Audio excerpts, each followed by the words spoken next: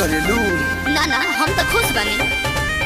खीस में बनैले बनी तीखा तरकारी, बोले बोली बोलम हो बनी हम हारी। आँख बाटे लाल अभी भी होली हटाल, आज खाना में कूट के कूटानी। लहसुन मिर्चा के